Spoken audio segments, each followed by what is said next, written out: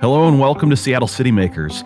I'm your host, Jon Scholes. Well, welcome everybody to our year-end wrap. We're completing the third season of Seattle City Makers. This season has come to a close. It's been a blast over these last 3 years bringing this podcast to you. I think we've recorded over 75 conversations with leaders in a variety of sectors across our city that shape how we experience Seattle today and in the future. And this is our year-end wrap episode where we're going to bring you a tidbit from those conversations over this last year, our third season. We recorded 8 episodes on location this year and the rest at the offices of the Downtown Seattle Association. And one of those episodes on location, we think, is the first podcast ever recorded on a rotating glass floor 500 feet above the ground. Of course, that was a conversation with the CEO of the Space Needle, Ron Sievert, atop the Space Needle.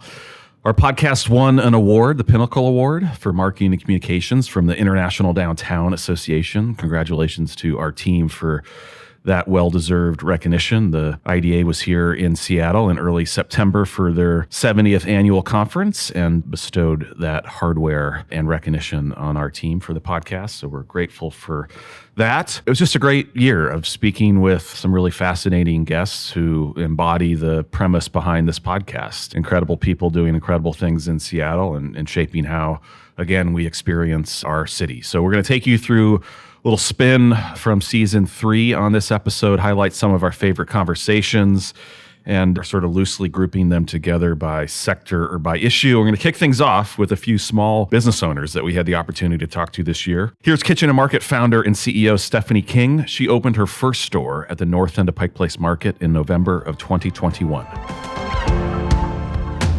You gained momentum during COVID, which I don't think a lot of people would claim to gain momentum during COVID around an idea and like this of getting in the specialty grocery business. But how did it come to be? Where was the inspiration and then vision, and where did that spark for the momentum for an idea that you held for some time come from? So I'm definitely the biggest grocery nerd you're ever going to meet, like hands down. I worked in the grocery industry for my entire career. Mm-hmm. I will be honest, I stumbled into it. It was not an intentional, kindergarten, I want to work in grocery kind of a thing. But I built private label programs for national retailers. So I traveled around the country. I traveled around the world. What did the stumble look like? It was sort of an accidental entry into that industry? Getting married too early, having a baby, getting divorced, and then needing health insurance would be the literal stumble that occurred. It was just the job I found when I found myself in that situation. Mm-hmm. And I was, 26, and I just needed a job. And maybe I was 25, actually. That was it. So I literally stumbled on this job. I sent my resume to someone and said, would you tell me if this is an appealing resume? And they hired me. Actually have never interviewed for a job before or applied for one. To be honest, it's always been accident. I guess I've stumbled into a lot of things. I think I'm actually a big believer in that. If you say yes to a lot of different opportunities and you just keep moving forward, good things happen. Same with Kitchen and Market. Mm-hmm. That's the momentum from COVID. I had worked in grocery, kind of decided my kids were leaving the house. I was at a point in my career that I kind of wanted to change. But I had been manifesting this vision of what my dream grocery store would be for the last couple of years of my career. And so I ended up deciding that before I just went and found a new job, in a different kind of mildly changed up version, I would put my idea on paper. Write it down. I just wanted to write it down and make a business plan. And then I wanted to put it in front of someone that was in grocery or in the world and say, is this a dumb idea or not? And it was not a dumb idea, was the feedback I got. I went to the Women's Business Center. They taught me how to write a business plan. I had a blast. Highly recommend that as a just community service for anybody trying to start a business. I still go back to my business plan. I don't know if anyone else Who did you read it. share it with first, where you were sort of testing the concept? So Stuart Sloan said he was willing to meet with me for 30 minutes. Mm-hmm. And I took a 1-page version of my business plan. His background, for anybody that is not familiar with Stuart, is QFC. Mm-hmm. And so I figured savvy businessman and in grocery. And he gave me a couple directives. Like, we met, we talked. I got more than 30 minutes out of him, which I took as a compliment. And he said, well, I think you should do it. I'm super curious. If you can pull this off, that'd be really amazing. I'm hoping he's listening. Was that pre-COVID? It was, yes. So it was pre-COVID. And then I decided, okay, fine, I'll give this a try. Like, genuinely, like Stuart, he's a very intelligent person. He didn't know me from anywhere. And he literally was able to judge this literally from what my concept was. And I think it's nice to have that external, I'm not even going to say validation, but motivation, right? It just felt like enough to keep going. And then, so I did. And I ended up meeting a bunch of people. I had a blast going out, doing the whole investor circuit, meeting everybody, learning the pitch deck, all that stuff. And flash forward, COVID happened. And instead of just having it completely come to a total stop, I, for whatever reason, ramped it up. And I've been doing it ever since. Then you opened the downtown location, November of 2021. Yep. There weren't a lot of people opening things at that moment. No. So you had just sort of, I'm going for this kind of attitude around it? Yeah. There was no one downtown. It was scary. But a lease is a lease. And I think that that's one of those things that none of us. So you were committed a little earlier. Yeah. And than November of 2021. You were committed pre-COVID? None of us anticipated COVID was going to go on the wild journey that it did. Yeah. And so I would say, we thought that everything would be coming back. So we moved forward. We kept going. But we opened in November. And it's been, how would I say this? It has been a very interesting journey watching downtown Seattle. Both, I would say, recover and also continue to struggle. Those two things are happening completely in parallel. Multiple truths. Yeah. And I love Seattle. I love, our office is downtown. Our first store is here. All of that meant a lot to me as a Seattleite. And it has been both painful and very fun to watch what's been happening downtown, because there is a lot of positive. The efforts everyone's making, I mean, it's awesome. Jeremy Price is the co-founder and co-owner of Sea Creatures, the restaurant group behind the many terrific Renee Erickson eateries throughout our city and in our downtown. This industry continues to adjust to rising cost and changing consumer patterns and preferences. We talked to Jeremy about reacting and responding to some of these changing dynamics and economic forces. Do you think the restaurant business model is going to need to continue to evolve? I mean, we see more counter service now to deal with sort of labor costs and the service charges, obviously, and people sort of playing around with different numbers on that, and food costs rising. Does it have to keep evolving in order to remain viable? Yeah, I think it does. I think we're in a, I don't know how other operators are doing, but I think we're finding that we're kind of at a place where we, we're starting to get pushback from customers on pricing, while at the same time our costs are climbing in terms of, what we pay for food and what we pay in labor. We're about to do another big jump in labor here next year when it goes to $20 an hour. I think right now it's $16.75, so it's a hike. We're I guess the kind of in the middle of those competing forces. The guests are feeling like, whoa, I don't know if I can continue to eat out as much as I was if the prices are where they are now. And then us being like, well, I don't know if we're going to stay in business if we don't raise prices, given what's happening with labor and what's happening with food costs. I don't know if we know what the answer is. I think we're trying to find efficiencies, do what we're doing, but try to do it in a smarter way. Like I said, our heart wasn't so much in counter or in to go. One of the reasons we sold Gray State Burger was just because it really wasn't a fit for what we love. We're still doing general purpose donuts, which is counter. But I'd say really where our passion is, what like gets us excited is to, have more of a connection with guests and to, serve them and have this kind of hospitality moment of, that table service and kind of helping someone through their experience with us.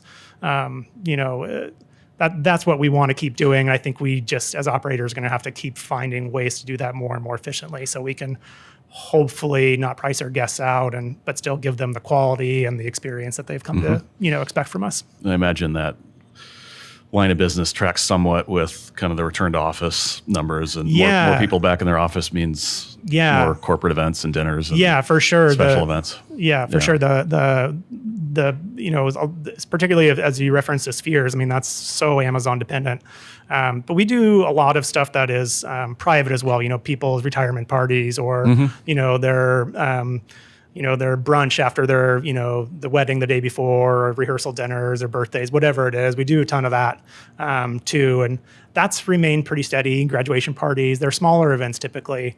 But yeah, the return to office certainly helps restaurants just, in all ways, not just events, but just, having people back in downtown kind of walking by your restaurant and, hey, I might go in there for lunch or I might go in there for dinner. Yeah.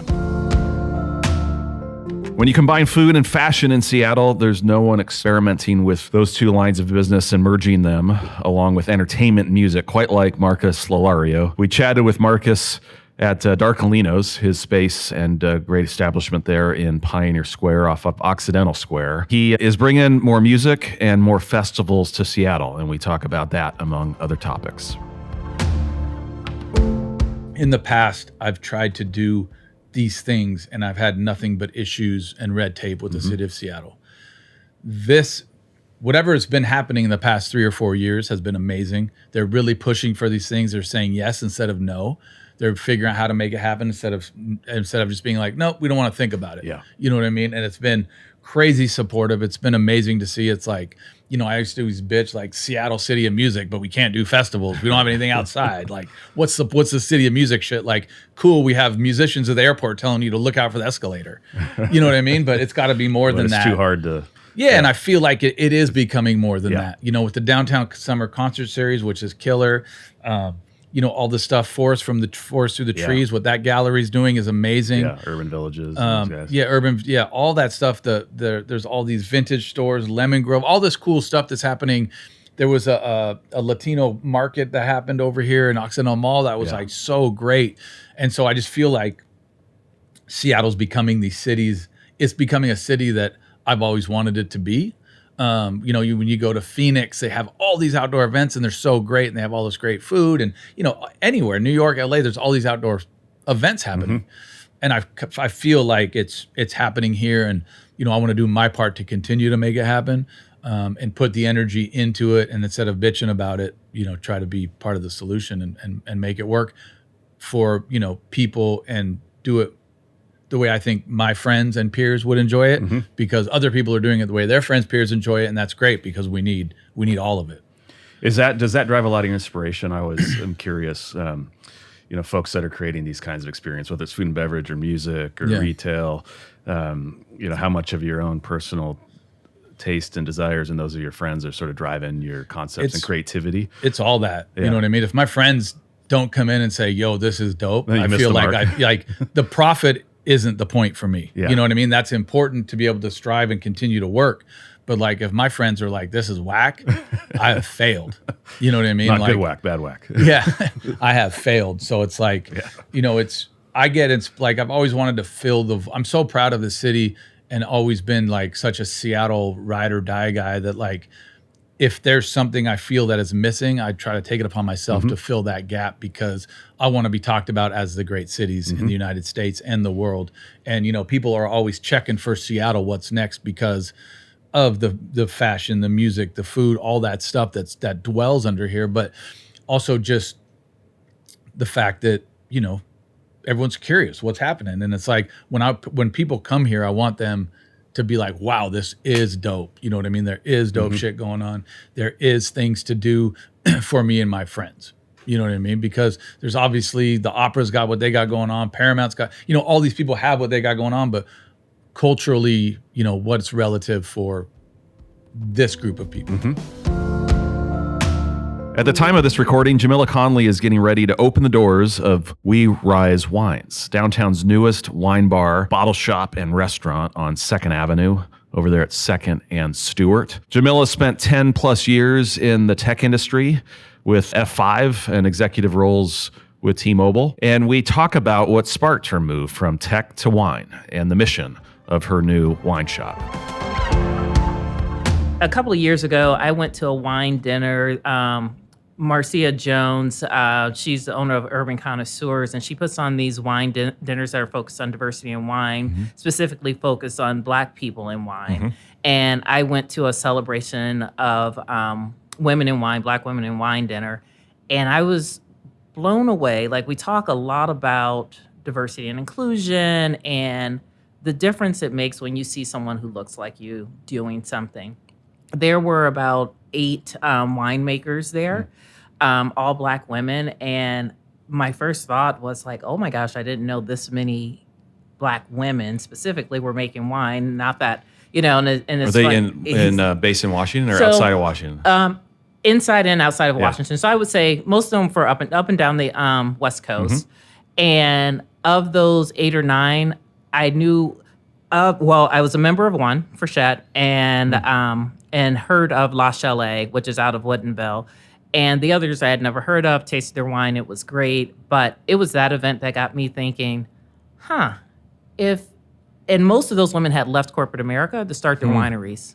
So that was the thing that kind of really piqued my interest. And then from there had me starting to just learn more. I'm very passionate about diversity and inclusion. And if there was a way I could marry my passion for D&I with something that I enjoy, and then taking a lot of my operational corporate background and putting that to use in what could come up, and We Rise is what came out of that. Did you think of doing this sort of on the side and keeping your corporate job at F5? You had a long career there, very successful. Did you think I could do this on the side and keep doing my day job? Not really. Truthfully, I was ready for a change. I thought that change would be me going to another tech company or another, mid-sized, large corporate company. And when this idea came up, it was more of, well, let's see how much can I do alongside my day job. And I would say it wasn't even 6 months in before I realized, okay, if I'm going to do this, I need to put everything into this, and let's make this as successful as possible. So, it was something. So I guess to answer your question, I kind of toyed with the idea, but I know how I am, that I'm either all in, it's all or nothing, that I had to make that decision that I needed to be all in. So you went to that dinner with the idea of maybe one day I'd do this, and it was that dinner and the connections and learnings from Black women in the industry that was sort of sealed the deal for you. Is that so? How you tell I it? would say like that sealed there might actually be something here in wine that I could do. And it started me asking more questions, reaching out to winemakers, especially ones that I already knew. And if they were female, of asking, why don't I see you more in Seattle? Why don't I see you on the shelves of Total Wine or the grocery store, et cetera? And just starting to learn more about what's the operational journey of wine, and then where are the gaps. And as I learned more about that, I started toying with like, well, is there a way to bring the wine to where the people are? And really getting some broader access, broader awareness of some of these labels. And as I dug in there, I started talking to more people, and more people were saying, hey, this is not happening. There's not a lot of people doing this. You should talk to this person. And it just snowballed of having conversations into, okay, I think I have an idea here that wineries want, people want, and it's a way to make an industry that's been traditionally seen as very pretentious and exclusive, to make it inclusive and build more around community. Few foods pair as well as wine and pasta, if you ask me. And when it comes to the best pasta in downtown, you'd be hard-pressed to top Pasta Casalinga, the great establishment by Michaela Tartaglia in the Pike Place Market. And that's where we sat down with Michaela, the restaurant owner and CEO. I was looking for some culinary pointers in this podcast and conversation with Michaela. You can cook a fantastic pasta with a very pure, lovely ingredients, and that's explosion of flavor. But you can cook a great pasta with a very poor sauce, and your pasta will be ruined. So these two things always need to be equally tailored. So if you have a burnt garlic and you cook your pasta with that sauce, with the burnt garlic, doesn't matter how good with your pasta is going to be ruined, and so on. You can have a great sauce, but if your pasta is very low quality, falls apart because the pasta You got to get it all right. So it's a pretty simple math. But do you think you can have a great pasta dish with a dry pasta? You don't need fresh Always, pasta. yeah. But this fresh pasta is pretty delicious. Thank you. No, dry pasta is absolutely... So in Italy, we eat pasta on a daily basis, and often it's a dry pasta, good dry pasta. So it's no... you're not going to jail to have a dry pasta. Good dry pasta. So what's the basis of this sauce and these flavors? 'Cause This one... I struggle with getting great flavor, and it's okay, fresh ingredients, but I never can nail the flavor of the great pasta makers in our town, those that have been on our podcast and those that haven't, and despite my best efforts. So this sauce in particular, it seems you're going to tell me it's very simple and it's 2 or 3 things, but it tastes like it's much more than that. Well, cacio e pepe, this is the quintessence of Italian cuisine, Yep. right? So you have pecorino, pepe, which is pepper, you need to crush your pepper, and pasta water, and then these are But I will try to variation. make this and it tastes bland. No, you will not. Well, that's why you need to get the cookbook. Yeah, no, Pasta for I'm going to walk out of here with and a then cookbook, for sure. you have it all. Well, I think that I always say when I teach cooking classes that you don't need a master degree in culinary arts in order to make pasta, but you need to play with that a little bit and make sure that your pasta is never overcooked, because overcooked is not good for you. It's also not good for your body. That's really? why many sport athletes, they Does it need take to have, longer to digest? Is that what you're saying? absolutely. Oh. So that's why they have their Kind of pasta. counterintuitive, Yeah. but Always al dente, kind of too hard, but good for you. And then, in Italy, if I was in Italy right now speaking, we have the rule number 3 ingredients: no more than 3 main ingredients. So now we have pepper, we have saffron, we have pecorino. These are the main ingredients. And then, the little bit of kale chips you have on top is no garlic an in here. add-on. Garlic is... I need to write a book about garlic. A And the separate podcast on garlic, stereotypes too. about... Because, when people say, oh, you're from Italy, I was like, yeah, I love garlic. I was like, what does it mean? It's one of the biggest stereotypes in Italian cuisine. We do use garlic, but with much parsimony. We use a little bit and then we take it out when we cook, and it's never aggressive. Is there a proper way to cut garlic? Do you have a particular approach to cutting it? Chopping versus slices? I can recall a couple of recipes where we chop garlic or we mince garlic. We keep garlic, we say in camicia, in his shirt, like in his shirt. So in his, the cloth says on his, and then we press a little bit and we cook with that. And often when we cook, we take it out of the dish. Interesting. So that You're letting it impart the flavors, but not overwhelm. Yeah. Presentation is very important in the restaurant industry, and some foods simply don't travel well. Local restaurateur Joe Fougere of Tutabella has perhaps one of the greatest pizza delivery stories ever told. We delivered to Payne Field in Everett, which pizza, especially Neapolitan pizza, it does not travel well. Yeah. So when the White House called, and by the way, if you ever get in your phone the number 202-000-0000, that's the White House. Pick it up. Just to let you know, yeah, pick it up. Don't think it's spam. So the White House calls, and I thought it was a prank at first, and said that the president is coming to Seattle and has requested your pizza because I had met him on a previous visit. You want a small business advisory? Yep. The Small Business Lending Act, Yep. Which is a whole other story. And he had tried to come to Tutabella and 3 times, they visit donut shops and, he went to Top Pot and a couple other places, but never made it to Tutabella. Yeah. And we thought on the way back to Boeing Field, maybe, So in this particular, twice he tried and couldn't make it, his schedule changed. So this time, we were going to meet in Wallingford on his way to, I still call it Heck Ed, Alaska Airlines Pavilion at UW. And last minute, they had to change the plans, and they informed the president, we're not going to be able to make it to that pizza place. No and he said, well, it's a pizza joint. Don't they deliver? So they called me and said, would you be willing to deliver pizza to the president on Air Force One?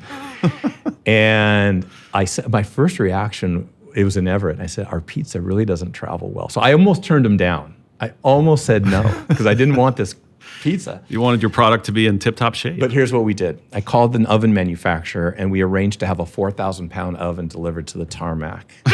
And we made pizza. Oh, so you made it there. You didn't just warm it back up. We made it there. And the local Mini Cooper dealer loaned us 3 Mini Coopers.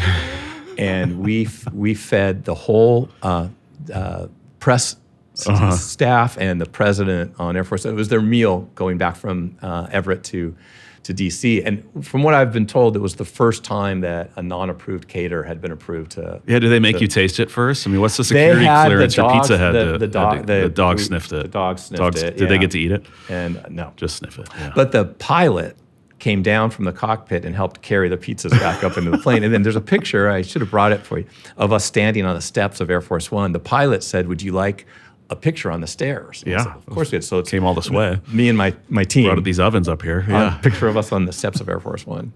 Later I found out that you cannot have in advertising the seal of the President of the United States in the same photo. So we had to kind of blur it a little bit.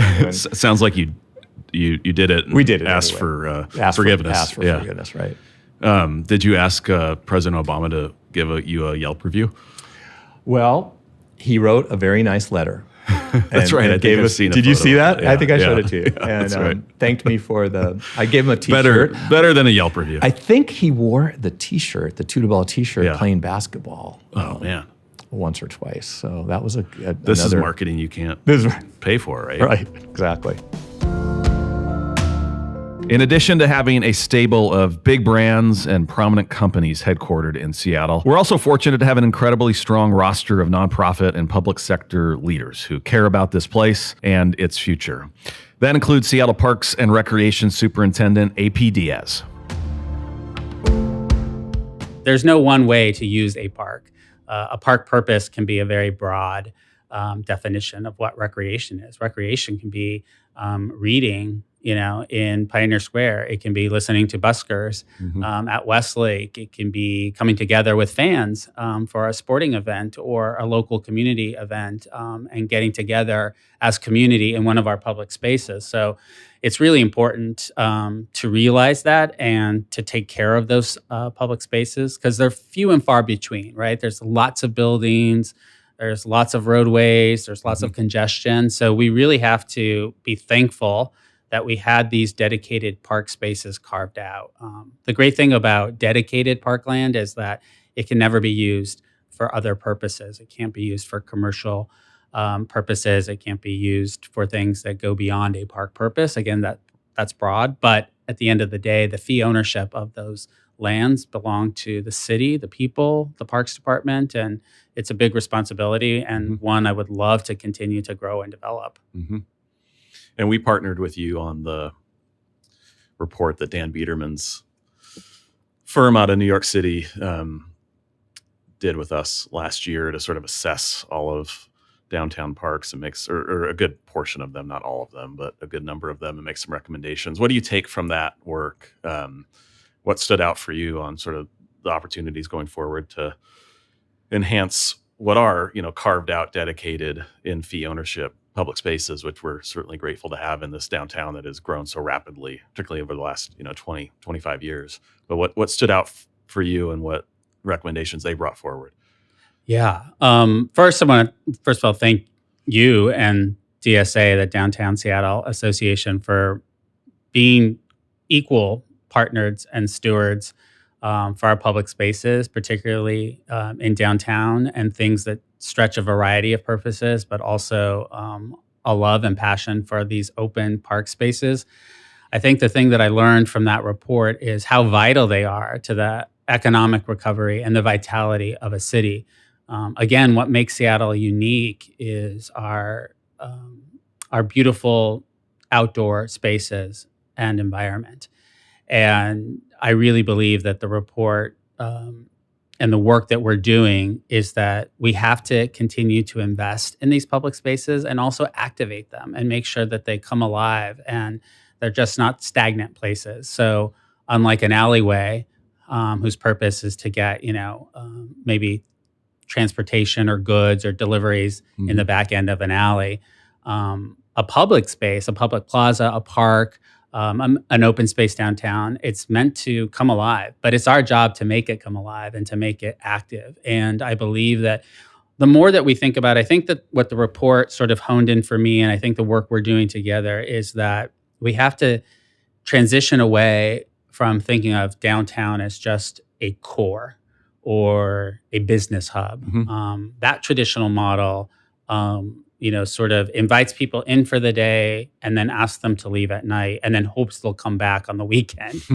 But I think when we start to look at downtown as a neighborhood, and I advocate for this all the time with my team, with people that I work with in the mayor's office, downtown is a neighborhood. And it's where we want people to live. It's where we want people to work. It's where we want people to recreate and to shop and to eat and to do all the things that we do in our great Seattle neighborhoods. But I think the more that we begin to think of downtown as a neighborhood, the more that creative we can become, and to make this area thrive to its maximum potential. It has the foundation. It has everything ready and set in place to just go to the next level. Yeah. Michael Greer is a member of the board of the Downtown Seattle Association and the CEO of Arts Fund, a local nonprofit with the mission of supporting the arts through leadership, advocacy, and grant making. One of the many issues we discussed with Michael was the symbolic relationship between arts and culture and the health of Seattle and its urban core. DSA, Downtown Seattle Association, did a great report here on that very question. And there's a lot to unpack there, right? There are kind of the hard facts that were put out in that study, and talking about more than 1/3 of the cultural spaces in Seattle are here in downtown, and like 2/3 of the employment is happening here in the downtown area. And then statewide, you're looking at 10.3% of Washington State's GDP comes from the art and culture segment. Like that's $72 billion in added value. So I mean, this is a huge sector, and the sector has had its difficulties, over the past several years, along with a lot of other sectors that are out there. And we are recovering, but the numbers are still showing that we're probably at about 80% of employment figures, compared to 2020.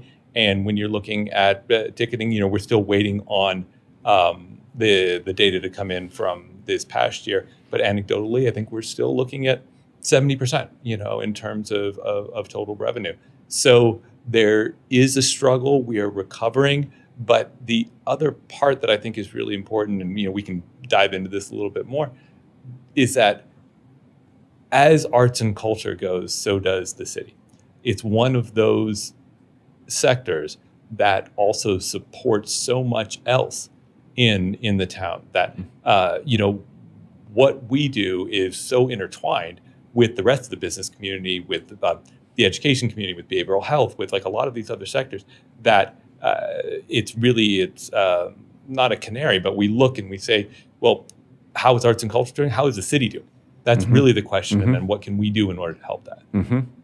And it's been not an even recovery across the arts and cultural sector, right? You've got, some venues and organizations that have recovered faster and maybe are back to their 2019 levels, and those that, maybe were more of a subscription-based model with subscribers and you're buying the season for the musicals and plays, they've had a harder time. Is that generally the case in what you're seeing? And is this more about sort of habits that were broken by COVID that just haven't returned in the same way? Or do you think there's like shifts in the underlying preferences of folks when it comes to what they want in an arts and cultural experience? That's tough. And again, I'll say that this applies probably across a lot of different sectors.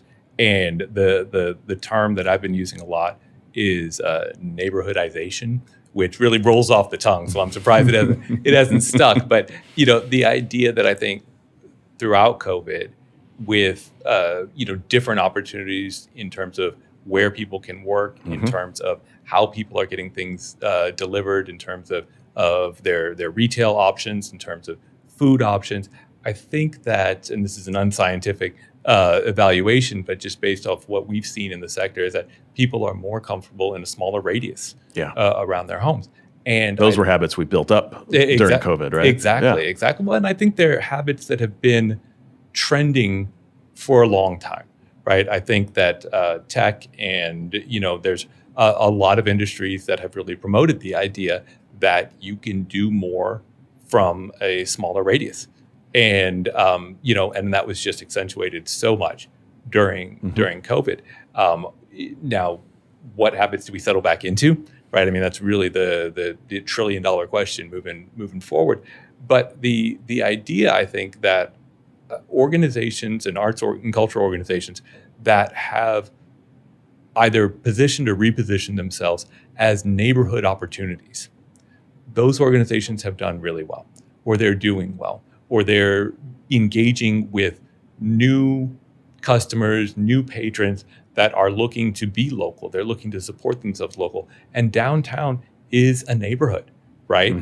The idea that Benaroya Hall is a neighborhood destination, the Fifth Avenue, right? Sam, like all of these they're neighborhood spots. And I think that when people really start to think about them as neighborhood destinations, then that really kind of, it re-envisions how they're thinking about engaging with arts and culture. So Michael noted downtown is a neighborhood, and we certainly agree. More than 108,000 people call downtown home. It's a big part of Seattle's District 7, the area represented by Bob Kettle on the Seattle City Council. His constituents' top concerns are public safety, homelessness, and fentanyl. These are the issues he's hearing about, and we sit down with Councilmember Kettle to talk about these and other issues affecting District 7. And as I said, for the last year, we can't succeed in public safety if we don't succeed in public health. They're two sides of the same coin. Here's the thing on this too, is mental health. That's a state function. Imagine if we were number 2 across the country in mental health spending. And not number, 47 or whatever we are? Well, at one point we were like 46, and the Olympia over a number of sessions have improved, mental health spending. So now I think we're like 32nd. So imagine if we were number 2 like our dogs are in college football. And I could still say this until like August. But imagine if the last decade, if we were number 2 in mental health spending out of the 50 states, what would that translate to in terms of capacity? If we had all these mental health beds right now, what would that do in terms of what we're seeing on the streets? Yeah, a place for people to go. So, I talk about all hands on deck here in Seattle. This is an all hand deck on the multiple layers of government too. So it's like, hey, state, we need this. County, we need this. I understand there's budget issues and there's different things that go into this, but it's about getting the job done. And it's about tiger team effort and working together. Do you want to see King County Public Health taking a bigger role when it comes to the fentanyl crisis? That's part of their remit. So yes, and they're under a lot of budget issues, and and tied to this is the KCRHA. Let's talk about that. I mean, that's another example that we had a 2-year false start with that. You know, Do you still believe it can work, or do you think we should shift I course and the believe- city should take back responsibility for the homelessness crisis in Seattle? I believe in the regional approach. I believe it can work, but here's a couple things. We have to straighten out the governance structure. That is Start my leadership management. Three different boards, three Yeah, different committees. You can only have one board. Yeah. If you want to bring those kind of aspects in, you have advisory committees. You know this. If you've been to the Evans School, if you've been on boards with nonprofits or MBA 101 in the business world or military, you can't have three leadership pieces. You have one. You may have some advisories, but you have one, and that needs to be fixed. And the other thing too is the business operations of it. It is like an MSW work area, but you need some MBAs in there in terms of the business operations, the efficiencies of the contract process, and all these other things. And Helen, the interim, came in. I think she made some positive changes, but now we have to continue that. And then moving forward with our long-term hire for the director position, that needs to be job one. Because if we don't have the governance sorted out, and if there's no confidence in the county in terms of how it's being run from a X's and O's kind of perspective, then the rest of the county is not going to join in. When you talk about the intersection of the fentanyl crisis, homelessness, and public safety in Seattle, it makes sense to bring in Lisa Dugard to the conversation, the co-director of Purpose, Dignity, and Action. Lisa started the Law Enforcement Assisted Diversion Program in Seattle in 2011 in the Belltown neighborhood. We covered a lot of territory in our conversation with Lisa on public safety and related issues. We have really enlightened, not pandering here, but we have really enlightened business leadership in the city, especially retail business leaders who have just for years now offered, sign me up, I'll support lots of different ways that we can have an orderly and safe city. And I'm not interested in fostering mass incarceration. I'm not interested in harming others. I believe that people need to heal. I believe that people need to stabilize. I'm just looking for a plan where those things can be harmonized. So when you have that kind of enlightened self-interest, it's not that hard for those of us in the social service sector to say, to take the hand that is being stretched out. And, but we're so acculturated to enemy thinking of that's a trick, or, that's not, if they want it, it can't be right. And so I think it's a bit of a zero-sum scenario too. There's a They win, I lose. skepticism about exactly that, well, if it really meets their needs, can it be my agenda? But I think there have been enough examples set of where it is win-win and it can be win-win, and very much a credit to your organization as a model for that, with parks activation and the ambassador program and advocacy for people being paid fair wages. And it's been,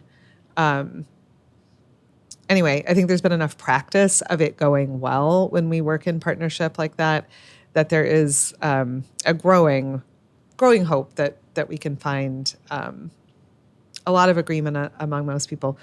And I know that, when people have run for office with a critique of kind of progressive, the most progressive wing of Seattle leadership, most of those people are at pains to emphasize that they want community-based, care-based strategies. They just want them to be robust and they want them to be effective. And so I think there's a lot of promise there for common ground. What's held us back, though, from investing more in treatment, services, et cetera? You look at the state controlled by a Democratic governor, Democratic legislature. Party ID isn't available at the local level, right? But, lots of Democrats. And historically, over the last 5 years, very far-left Democrats. And we have this debate over sort of how to address issues on the street and people in need and behavioral health issues. And everybody agrees, well, we need to fund more treatment. And there's some folks who say, well, we shouldn't do anything until we have that treatment. Well, why don't we have a system yet? Yeah. When we have seemingly a lot of agreement on the set of services and treatment that should be out there for people that are on the street in need, harming themselves, harming others. Yeah, I think that is the most important and interesting question about, where we find ourselves. So a couple different thoughts. Number one, the hard, unfortunate reality is that what we need is vastly more expensive and complex than is convenient. So it is not a matter of a couple $1,000,000. It is not a matter of a small team. What the people that we're talking about, so people who chronically commit low-level crime to meet basic needs, who use drugs, who have addiction, who have complex trauma, who often have diagnosed or undiagnosed mental illness, that group of people, in order to materially change their situation, they need a lot of help and a lot of support for a long time.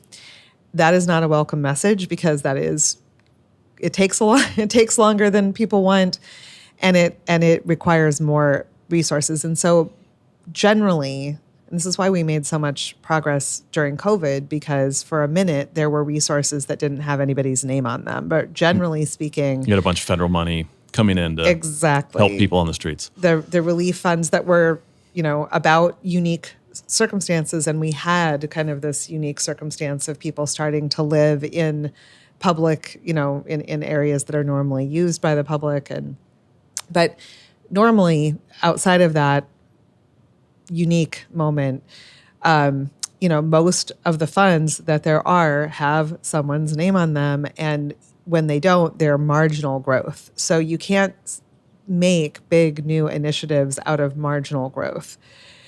And to generate big revenue, you either have to add to existing revenue sources, which generates tension because the people from whom that money is going to come aren't sure that these investments are going to be in their interest.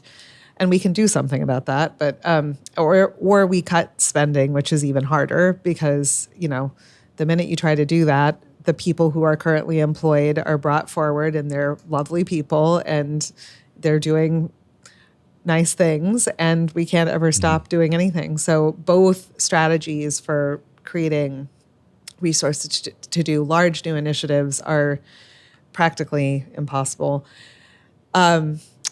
So instead of that, if you're an elected official and you're confronted with that reality, even if you understood it, which I'm not sure, I don't think it is widely understood how complex this is, but you need to say you're going to do something. So there is a very seductive lure to claiming that you're going to do something definitive with $500,000 and 3 people. I mean, that's just ridiculous. We cannot crack this. This is the result of massive structural inequality, decades of mass incarceration, decades of broken systems and underinvestment in the behavioral health world, decades of pushing kids into foster care because we take away their parents rather than supporting their parents, interlocking disasters, and we're not going to recover from those with micro initiatives. But that's all anyone can definitely put forward in a few months. So they do. And then those don't make any difference, of course, because they never could. And then the public becomes more and more cynical. And it is not untrue that then we have not a ton of money, but also not a trivial amount of money being spent accomplishing unknown. Nobody can see what it's accomplishing. So the thing that I, what we try to teach at PDA, at my organization, that we learned through trial and error, is that you have to allow people to feel the impact of what you're trying to do, and there has to be an impact to feel. And if you do that, and that impact meets the actual retail level needs of other sectors, then you can develop momentum for greater investment. And I just think that those who design, the behavioral health world is over here. It doesn't care about public safety. The public safety world is over here, but it doesn't know anything about behavioral health. But almost everyone we're talking about is right in the middle, and they are thoroughly involved in both worlds, And you need a solution that maps those two things onto one another. And no one leads that because we don't have a bureaucracy for the, criminal legal system involved people with behavioral health conditions. We have a criminal legal system, we have a behavioral health world, and they are not mutually culturally competent. When it comes to impact on women and families experiencing homelessness, few organizations locally have produced the results of Mary's Place. We sat down with their CEO, Dominique Alex, and discussed homelessness in our community and the need to get more upstream on this issue. How do you approach the prevention work, and how did the organization come to make a decision that that's an area of work that you needed to be in where you weren't before, where you were doing the outreach on the streets and getting people off the streets immediately and building and setting up shelter and day center? How did you come to decisions around the opportunity for more work in the area of prevention? Yeah, I'm a big fan of prevention. I was in early learning, comprehensive early learning before I came to Mary's Place. And a lot of that is thinking about how do we help kids start right within their families. And so for me, when I think about prevention, it isn't just an education. That's one resource. It's how do we think about prevention across the board, particularly in social services where some folks are disproportionately represented in the systems and they may fall on a hard time, a crisis in the moment. If we're always just fixing the crisis and we're never looking upstream, it is really hard to stop the inflow and stop the crisis, right? And just eliminate poverty and homelessness. And so for us, it's really about how do we keep people in those hard-won homes? How do we create enough solutions in our community, like with affordable housing, really thinking about how do we keep families together? And so it's really much more than just a rental assistance, right? Because that is really what prevention is about. It's about the stability planning. It's about keeping people from having that trauma on that child. And like I said before, like those generational cycles, your greatest predictor of future homelessness is past homelessness. And so if we can stop it now, we all win as a community and keeping children from having that experience. So for us, we're doing a 3-year study with Notre Dame to really figure out the best way to implement rental assistance. And so we're in year 1, getting ready to enter year 2. And so with that, we're hoping to really share not just for Mary's Place, but also with other communities, just how to do this well. We saw it work through the pandemic, right? We kept people in their homes with rental assistance, and it worked. Right? So let's keep that going. Are there other areas upstream that you think about, like the foster care system or other systems that aren't optimized, funded, calibrated appropriately, that are pushing people in to homelessness and on the streets that we should be more focused on, that you think about, that you try to influence? Yeah, absolutely. I think a lot about the root causes of homelessness, right? It's again, not just thinking about the Band-Aid that we, when someone is on the streets, we're in crisis, right? We want to move upstream. We need to think about our education systems, right? We need to think about our healthcare systems. We know that those are pieces that really provide that stability for people, right? We have kids that are sleeping in their cars with their families, and they're waiting for their treatment outside of the hospital, right? And parents are having to choose between making sure their child gets their treatment every day or working a job, right? Those aren't choices anyone should have to make, or paying their rent. And so when you think about that, access to healthcare, having proper FMLA, support as a job, right? Those kinds of things, as well as thinking about some of the policies that we have, affordable housing being available to folks. And so all of those pieces really impact how people end up in an experience of homelessness, right? As well as domestic violence. Just a crisis can really change the way people experience staying in their home or not. Downtown Seattle is fortunate to be home to a number of amazing venues and attractions, and 2 of them are right next door to each other, Mopop and the Space Needle. First up, Mopop CEO Michelle Smith recorded on location at Seattle's premier pop culture institution. I think that Seattleites underestimate who Mopop is. And I think that they have this narrative of Paul Allen funding the museum. And so this is great because I get to set the record straight. You know, we have been operating on our own as a 503c, you know, with our own money. And so we do need donations to continue to move our mission forward, and that we are not getting money from the Allen family. What we have is 80,000 artifacts in our care to move our mission forward, to bridge those cultural gaps, to put those on display. And as I was explaining, we're sitting here in the museum right now, but only 1% of our artifacts are on display. So there is a lot for us to do to grow our mission, to expand pop culture, and really to make our mark as the Museum of Pop Culture in this next third iconic decade of the museum. So reintroducing the museum to like Jay-Z. Seattle. Yeah, it's like Jay-Z. Allow me to reintroduce myself, right? I think that's where we are. You know, I think that people thought, you know, we participated in the DSA downtown function, and I got a lot of messages from people like they feel like Mopop is back, that we're being seen, that we're participating in the community, that we're showing up, that we're being thought leaders in the arts and cultural sector. And that's, you know, really exciting for me. I think that's what's really rewarding because we have a lot of passionate employees that have been working here for over 23 years.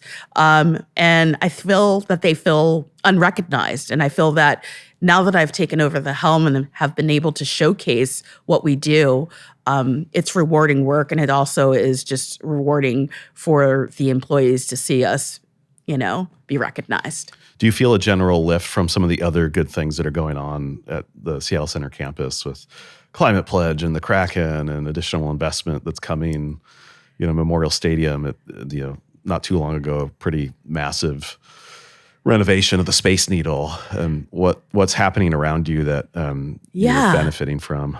The Seattle Center residents that surround me, like, you know, the Space Needle, the ballet, the opera, we're a tight-knit group. Yeah. And we're very supportive, and they were very welcoming when I, you know, first took over. And I did something, I had a great conversation with the CEO of the Space Needle and Ron. And he was like, Michelle, you know, it's like, we're neighbors. Bring me a pie. Come over. Can I borrow some sugar? You know? And from that, I spawned an idea. I said, you know what? I want to invite all the Seattle resident orgs over here and just do a meet and greet. And it was the best idea ever because you threw yourself a little housewarming party. Housewarming party. Yeah. No one brought me pie, but you know, it was great to just network. There were a lot of the resident orgs that had not been in the museum for a while. And so I threw a little, you know, housewarming party, and it was great.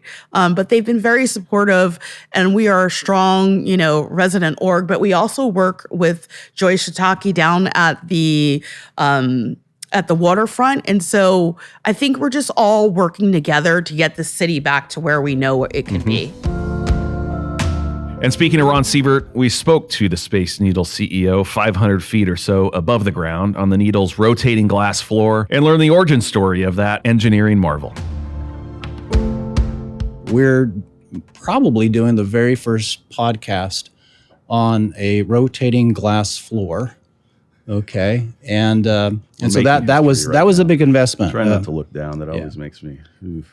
It's kind of a wonderful thing. We're rotating, and you know, we'll still rotate. We can rotate at any speed that you might want. We're coming around to the Bellevue skyline. Can we reverse and go the other way? Well, we could just see downtown. But you're able to see the Seattle Center campus in ways that you weren't before. Yeah. Museum of Pop Culture off to the side. The Gates Foundation. Really, where did this idea around not to interrupt you, but the revolving floor originate? Well, the unique thing is working with Olson Kundig, just great architects and great thinkers. They're great. They listened to our issues. They understood our space, and they don't build anything that doesn't have something that moves. Is the answer, right? So there were multiple drunken architect studies of concepts that wow, no, we're not going to do that. Very Jetsons-like, glass elevators and tubes and things like that, planks that you walked out. But this really was something, I believe, if the architects had more time and the technology was there, back in 60, 61, they probably would have thought about something like this. And so the building up here got out of the way of the view, because there are just a couple places on the planet where you get this diversity of views. First of all, you can have an outdoor experience. You can have an indoor experience. So if it's rainy, you don't have to go out into the wind and the rain on the observation deck. But you see seaplanes flying by, you landing, just out to the side of us here. You get a great city view. Okay, and that city view is interesting both day and night.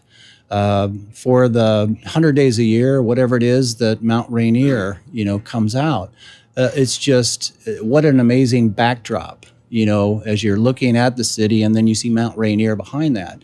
And then you've got Puget Sound. You've got mountain ranges, Mount Baker. On a very clear day, when the air is cool in the morning, on a clear day, you can see Mount St. Helens. Okay, so there's so much to see in every single direction. And I think it surprises people when they're here. So I really think the Space Needle was just where they built it and why they built it, just an amazing execution. And that's why today you'll see observation towers all around the world that are in their 10th owner. And they continue to try to reinvest. And they aren't always successful with that. And you look at the Space Needle, who's basically, had a couple of ownership groups. You had the initial ownership group, and then the Wright family, who was an original owner and then bought out everybody else over the years. And they just continue to reinvest into the Space Needle and into Seattle and Seattle Center. And it just keeps us being relevant and allows for this great foundation of view. It's hard to think of another place where you can look over such a great urban environment and see 3 national parks. Yeah. I can't think of another downtown that has that feature. It's, every sunrise, every sunset is spectacular. There are days that you see fog rolling in, the marine layer coming off of Puget Sound, and it just overtakes the city. So it's a great way to start your morning. Just coming up here and experiencing this view. So what was the conversation like with the Olsen-Kundig team and the Wright family and you when they said, we want the floor to be glass and we want it to rotate? Well, it started probably in 2009, the conversations. And we shortly after you got here. Yeah, we knew that glass floor experiences were something that we were interested in. And because it's thrilling, it's view-oriented, and those are two things that we've always wanted to be. If you're afraid of heights, okay, you're probably not coming here anyway. You're not coming anyway, right? So that was kind of the initial fear. Well, would people want to do this? And as a landmarked building, we went through landmarks here in the city of Seattle, and what a great process, great feedback. The feedback was so spot on the first time we went through that process. We realized we were wrong in what we were presenting. And so the original concept was not a rotating glass floor on this level.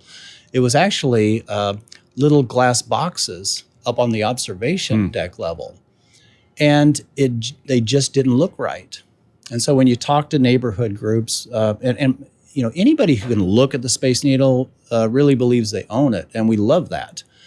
So there were a lot of neighborhood owners telling us we don't want to do this. Okay, we don't like the look of that, and so we pulled back our application on that original concept, and then met Olsen-Kundig, who came up with 3 or 4 concepts. And even though we cast a wide net with different ideas, we always knew that this one with a rotating glass floor was going to be it if it was possible.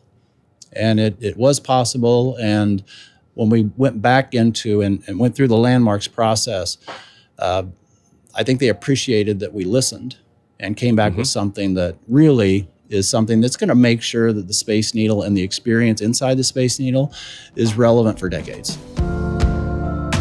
Another downtown gem for residents and visitors alike, the Seattle Aquarium. We sat down with outgoing CEO Bob Davidson at the aquarium's new Ocean Pavilion. It's a project that connects with Waterfront Park's Overlook Walk, and those two attractions are spectacular additions to downtown Seattle. This is just joyful, and we see it at people coming in, we see it at people experiencing the view from the Overlook Walk and our roof, and with multiple generations. And it really is just a great sense of discovery, and it's fun to be part of that.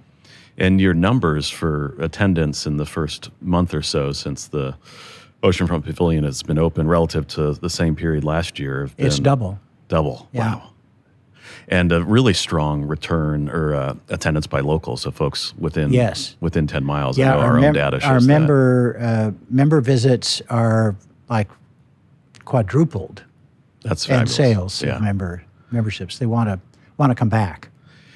And I think that's what we all have hoped for this waterfront to be a big invitation, particularly post-pandemic, for folks to either come more frequently to downtown and explore the waterfront, or if you haven't been in 4 years since before the pandemic, to come back downtown. And that's certainly what we're seeing with the opening of this building and the Overlook. Well, and I was up in the Pike Place Market last weekend, I think, in the middle of the day, and just looking around and wondering, are we really going to have more people in the market than we already have? Yeah. It's a lot. But what it feels like now with the Overlook and then what's to come with the rest of the waterfront opening in February or March, and then this great building, is you've got like places now for all those people to spill out onto and to where they can continue their experience. Because we've all sort of taken our relatives to and through the market, and you can spend an hour or two and have a great time, and then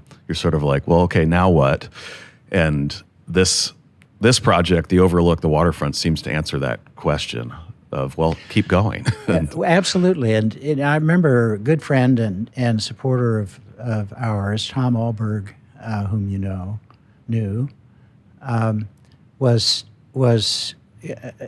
we were sharing the plans for all of this with him and his wife, years ago now, and he was talking about the from his vantage point of somebody who was trying to create in Seattle one of the tech centers in the world, and that people were coming to work here, and in the downtown, he said, from the standpoint of new arrivals, he felt that this was one of the things that would create a there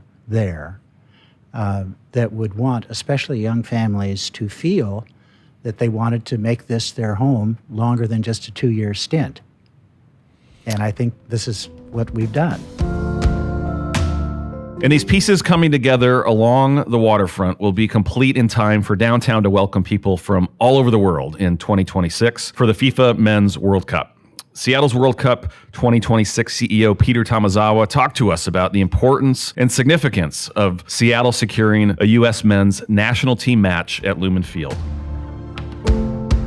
So the announcement on the matches that we're receiving was made, last month? Early February? Yep. Were you surprised with the number and the fact that we're going to have a U.S. men's national game here in Seattle? I was surprised about the U.S. men's national game because we had no information. The only thing we knew that, and this is honest truth, is we were get somewhere between 5 and 7 games. So, of course, I was pitching for 7. So my dream scenario, if you told me before that morning, was get 4 group matches, 2 knockout, round of 32, round of 16, and a quarterfinal. That would give us 7. That was my dream scenario. This exceeded my dreams, because if you gave me the choice prior to the morning, you get a 7-pack with a quarterfinal, or you get a 6-pack with the U.S. men's national team, I would take the 6-pack all day long, because we are assured to have 100% certainty to have the U.S. men's national team play here, right? And it just blew me away. And I found out in Miami last week that it was a large part due to the work that we had done showing off how great our city is going to be. The backstory to all this is, Los Angeles was decided to be the first match, and every national team plays your first match where the host city is going to be selected for that, right? And so that they told Greg Berhalter, the coach of the U.S. men's national team, I did a press conference with him. This is where I found out that your first match is going to be in L.A. Where would you like to go? After that, you know what he said? He said Seattle. And they're like, why Seattle? And he goes, because I think that city gives us our best chance to win. And game 2 in our group stage is the most pivotal, most important one. The place is loud. He goes, I would be so proud to march to the match with all the Seattleites. And so it was awesome because he was like our soundbite. Cool. Yeah, it was so cool. But you know what? It's authentic. It's not even contrived. We didn't have to do anything about that. It was just part of what people think of in Seattle. And that, so, we're loud and we're proud. And that's what I think Paul Allen had the thought of the U.S. men's playing in Lumen because of that great design of that roof way back when it was being designed as to be a loud place. Well, we owe Paul Allen a great indeed debt of gratitude for everything he's done for the city. There's so many players that we owe a debt of gratitude for that foresight. Yeah, well, and certainly soccer was in the vision of Lumen, CenturyLink one originally. One of the first acts I did as CEO of the World Cup Committee was go visit Governor Locke. Mm-hmm. And I went over, he was president of Bellevue College. I went over to his offices there, and he's like, what are you doing here? And I'm saying, I'm coming here to pay my respect to you and my hat tip to you for the foresight you had for Referendum 48. Referendum 48 said that the stadium would be ready for a World Cup or an Olympic Games. That was in 1997. Yeah. Talk about planning and thought and forefront. Of course, one of the anchor tenants of that venue, the Seattle Seahawks. At the time of this recording, they're in first place in the NFC West. And the longtime voice of the Seahawks, Steve Rabel, joined us just before the start of the NFL season. How's the vibe around the team, the energy, the culture shifted? What's different that you're picking up at VMAC and in the locker room and just being around the players and coaches? Yeah, not a different vibe. I mean, Pete always had these guys ready to go. I mean, they were always ready to play, and the excitement level and all of that.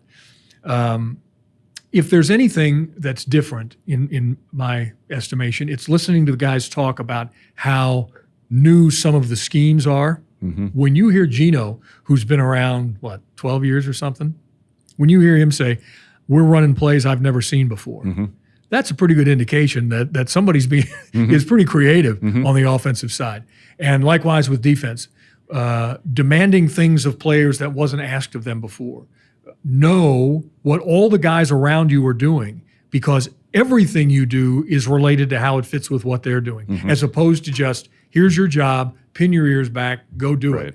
It's a much more cerebral exercise, but that and part of that has to do with then you have to physically pay it off. You got to go make the play when you have the opportunity, and you can't make the mistakes. One of the things that Mike said the other day after the game, so we win, nice win over Cleveland, but he was more focused on what we did in the second half. He said, we made too many mistakes, too many penalties, gave up too many big third downs. Said, we gave up 33 points. He said, we can't win giving up 33 points. So we'll have to be better than that. Now, our starters played pretty well, but we got to figure out who the guys are that are going to be behind the starters, because they very well could be called on tomorrow. When it comes to sports in this city, few have had an impact that would rival Todd Lewicki, the former CEO of Vulcan Sports and Entertainment that oversaw the Seahawks and Sounders. Todd Lewicki, the current CEO of the Seattle Kraken, welcomed us to the Kraken Community Iceplex to talk about the impact of sports on our city and community. Cities and communities have faced enormous and very unique challenges here in the last number of years. I think there's anxiety in our world today that is almost greater than any other time. And some of that's been fueled by social media, but there is, it has for many people been a very unsettling time. And I think that teams working together can help really aid that issue and bring comfort to people and bring hope.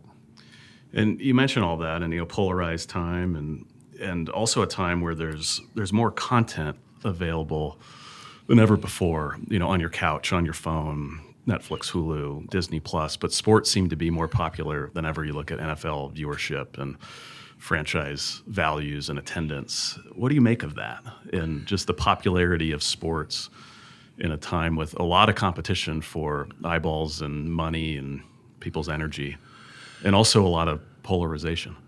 Yeah, I think it's escape for people. So when you say, well, why does somebody come and cheer so hard for this black object to cross this red line, and why is it so important? And if it doesn't happen, why do you have trouble sleeping? And I think that it's, I think it is escape. I think people get to come to our buildings and forget about the daily problems or the challenges at the office or budgets with the business, and engross in something that is sort of greater than all of us. Mm-hmm. And when you see that happen, it's quite inspiring. Sports have become more popular because those stories are getting better told. People are starting to really understand the athletes and the journey. The more they get to know our players, the more they're going to like them because they're amazing. And you don't get to this level, competing at that level night after night, time-tested competitions, by not having some special things. And people then live vicariously. They see a player, facing a tough, series of games and somehow getting their act back together and overcoming that. They see a team going down by 2 goals and overcoming that. And then sometimes being up by 2 goals and not overcoming it. And then what do you do that next game? How does the team and how do you create hope? Sports has, proverbial hope because the best teams draft last and the worst teams draft first, and, that goes through a whole cycle. Sports aren't the end all, but I'm proud of this business. I'm proud of the industry, and I'm very proud of what we've done. And Seattle's a wonderful place if you're in the sports business, that's for sure. Look what we did with the city. Mm-hmm. We not only built a privately financed arena, we saved a historic landmark and did solid by our city. And how do we do that? Pandemic. Yeah, in the middle of a global pandemic. How do we do that? With the full support of the city. Robert Nellums, Marshall Foster, the mayor, all the department heads, transportation. So urban myth is that the city is really difficult to deal with and it's impossible. And we have our challenges. But during that period of time, I moved from Mercer Island into Seattle. Mm-hmm. And why? I wanted to be a little closer to the arena, but I also felt very strongly that our city was being characterized in ways that wasn't entirely fair. And there are things to be worked on. But as you work on things, you've also got to take stock of the things that are working. And, I firmly believe that our city's best days are in front of us. Todd Lewicki's optimism and perspective on Seattle and the fact that our best days are in front of us rings true with me. We have an amazing opportunity in the coming years to build upon the momentum we're experiencing in downtown Seattle today. And it'll take the private sector and the public sectors working together, and maybe a few of our guests from season 3 will play pivotal roles. I know they will. So grateful for the folks that have joined us on Seattle City Makers to give us a little bit more insight into their story, their work, their impact. And we'll be watching them over this next year as we enter 2025, and excited about the continued impact that they will have on our city. And we look forward to season 4 of Seattle City Makers and inviting you to join us for that as we kick off our 4th season and march toward episode 100. Thank you for listening. Seattle City Makers is presented by the Downtown Seattle Association with support from James Cito and production by Spark Creative.